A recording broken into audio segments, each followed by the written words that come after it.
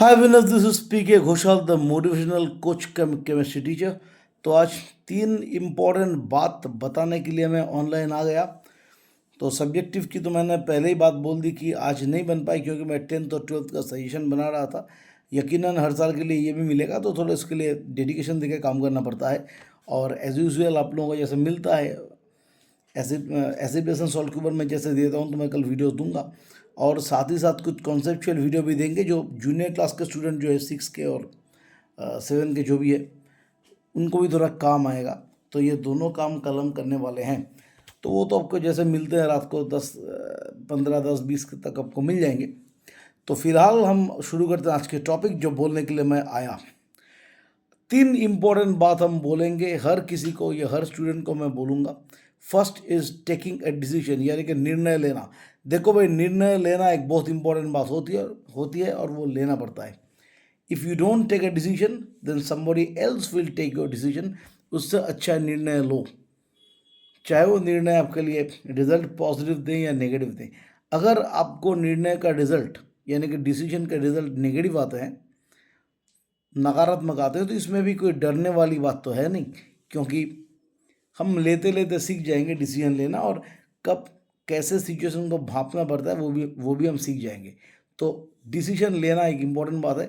अगर आप डिसीजन नहीं लेते हो, तो वो भी एक तरह का डिसीजन है, अपना फ्यूचर को बर्बाद करने का डिसीजन, अपॉर्चुनिटी को मिस करने का डिसीजन, और न जाने ऐसे बहुत सारी नेगेटिव बातों को बनाने के डिसीजंस। तो taking a decision is a decision, delaying a decision is also a decision, and not taking a decision is a decision which is obviously against you. तो डिसीजन लेना पड़ता है, निर्णय लेना पड़ता है, पहली बात। दूसरी बात, हम कई स्टूडेंट को देखे हैं आजकल थोड़ा सा फ्रस्ट्रेटेड रहते हैं, खास करके कारण कुछ भी हो। इनमें से कई लोग तो एटीट्यूड वाले होते हैं, तो जब थोड़ा सा फुस फटाके होते हैं तो फ्रस्ट्रेटेड होते हैं। तो कई बच्चे ऐसे भी होते हैं कि जो ये आशा लगाते हैं और आस लगा के बैठे हैं कि एग्ज़ाम बहुत बढ़िया गया, नंबर अच्छे आएंगे, मगर नंबर अच्छे नहीं आते तो फ्रस्ट्रेटेड होते हैं। तो कई बार हम ये देखे हैं पर्सनली स्टडी करके कि वो स्टूडेंट थोड़ा कठिन समय से गुजर रहा है। मान लो परिवार को कुछ कठिन समय, या फिर हो सकता है कि हेल्थ में ठीक नहीं था, जो भी है।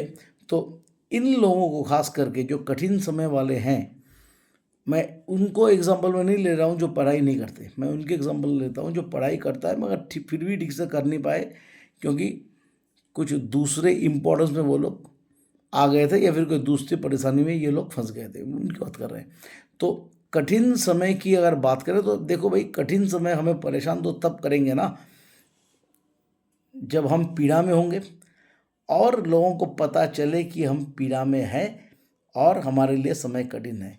तो इसीलिए क्या कहते हैं, अगर आपका समय कठिन है, किसी को जताने बताने की कोई आवश्यकता नहीं है। शांति से रहो और एक लिस्ट बनाओ प्रायोरिटी का, कि कौन से काम को कैसे निपटना है, ताकि हम कठिनाई में रहते हुए भी अपने काम को पूरी तरह से और बढ़िया से विथ कॉन्फिडेंस हम काम को निपटा सकें, है ना। तो यह गया मेरा दूसरी बात। अब तीसरी बात में आते हैं। ये क्या है, हमेशा प्रशंसा करो और निंदा मत करो। मैं बहुत पहले ही बोला था, हमें किसी की निंदा नहीं करना है, प्रशंसा करनी है। प्रशंसा करने में क्या होता है कि लोग खुश रहते हैं। हम किसी को, मैं अपीस करने के लिए नहीं बोलता हूँ, मगर मैं प्रशंसा करने के लिए बोलता हूँ। आपसे मेरी जो बात पहले हुई थी, मुझे बहुत कुछ सीखने को मिला था। आपके जब व्हाट्सअप आए थे, तो उस दिन जो मिला था, हल्का सा व्हाट्सअप कर दो, थोड़ी सी प्रशंसा करो। तो थोड़ी सी प्रशंसा करने में क्या होता है, वो व्यक्ति थोड़ा खुश रहते हैं, और वो व्यक्ति के साथ मेरे कोऑर्डिनेशन बनते हैं, और फिर कोऑर्डिनेशन अच्छे करके हम बहुत सारे काम को निपटा सकते हैं या फिर कर सकते हैं। तो इसीलिए प्रशंसा करो। और मैं तो इस मामले में एक हाथ थोड़ा आगे चलता हूँ। मैं तो ये कहता हूँ कि पीछे भी प्रशंसा करो, उसके एब्सेंस भी प्रशंसा करो, तो वो फिर और खुश हो जाएगा। अगर भाई ये तो बढ़िया जीव है, ये जीव जो है मेरे पीछे भी प्रशंसा करते हैं। तो प्रशंसा करो, निंदा मत करो।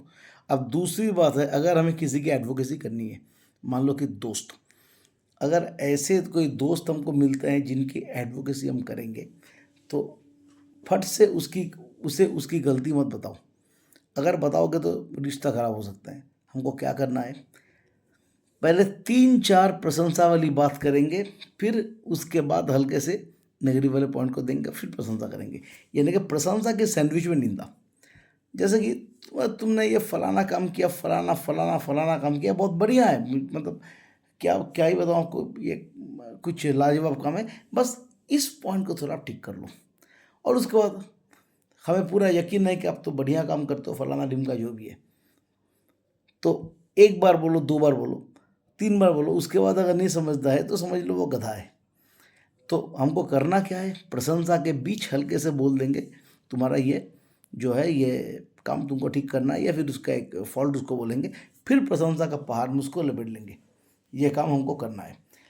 ये गई दूसरी बात। तो पहली बात मैंने बोला कठिन समय के बारे में, दूसरी बात मैंने क्या बोला डिसीजन के बारे में, तीसरी बात मैंने क्या बोली प्रशंसा के बारे में। ये तीन बातें अगर आप बढ़िया से मतलब करते हो तो मेरा ख्याल से आपका बहुत सारा प्रॉब्लम सॉल्व होगा थ्रू कोऑर्डिनेशंस।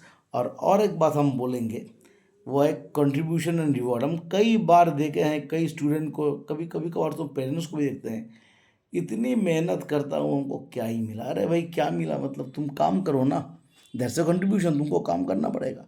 अब रिवॉर्ड जब आना तब आएंगे भाई। अगर आप सचिन तेंदुलकर को देखोगे, इतना नाम कमाए उन्होंने, उन्होंने उसके पीछे जो मेहनत की उसके बारे में थोड़ी आपको पता है, थोड़ी आपको पता है। कितना कुछ ऑफर मिला, नाइट क्लब फलाना ढिमका आनंद सब छोड़ दिया था उन्होंने, मेहनत की उन्होंने, है ना। विराट कोहली को देख लो, और एक एग्जाम्पल, जो जीता जागता प्लेयर है। ये व्यक्ति भी एक तरह के पूरा कट ऑफ टाइप के लाइफ लीड करते हैं, अनसोशल लाइफ लीड करते हैं। ये लोग अपने काम में पूरा मगन रहते हैं। ये तो कभी सोचते नहीं है कि हमको फलाना जगह जाना है, ये करना है, वो करना है। ये अपना काम पे लगे रहते हैं, और आज आप जिनको देखते हो ये प्राइज़ लेते हैं, वो प्राइज़ लेते हैं, वहाँ पे इनका नाम हो गया, दिस इज़ द रिवॉर्ड। तो आप कंट्रीब्यूशन वाला पार्ट बढ़िया से करो, तब ना जाकर आपको रिवॉर्ड मिलेगा। तो मैं सबको बोलूँगा कि तुम्हारा काम स्टूडेंट हो भाई, पढ़ाई करना काम है, पढ़ाई पे ध्यान दो। बाकी जब इसका फल, नॉलेज का फल, एक बात याद रखना, माँ सरस्वती किसी के साथ बेईमानी नहीं करती। पढ़ाई सरस्वती है, बृहस्पति भी है, ये दोनों चीज़ बेईमानी नहीं करती। इसलिए पढ़ाई पे जो थोड़ा सा नॉलेज में आप लोग फोकस करो। नंबर तो आ ही जाता है एग्ज़ाम में, स्मार्टनेस दिखाओगे तो, मगर हार्डनेस जो दिखाना पड़ता है, नंबर के साथ कॉन्सेप्ट अगर आप लाते हो तो वही आखिर बात करेगी। इसीलिए मैं ये कहता हूँ फिर से कि put your focus on contribution, not on reward. Reward will come as per your time. तो ये जो मैंने चंद बातें आपको बोली है एज एन एडवाइस, कुछ चीज़ देखने के बाद, तो मेरा ख्याल से आप इन बातों को अगर फोकस करेंगे तो हो सकता है कि आप आगे बढ़ें, हो सकता है कि आप बढ़ेंगे ही। तो फिलहाल मुझे इतना ही कहना था। तो फिर मिलते हैं कल नए वीडियो में, यानी कि साइंस के वीडियो में। तो तब तक के लिए गुड नाइट, जय माँ भारती।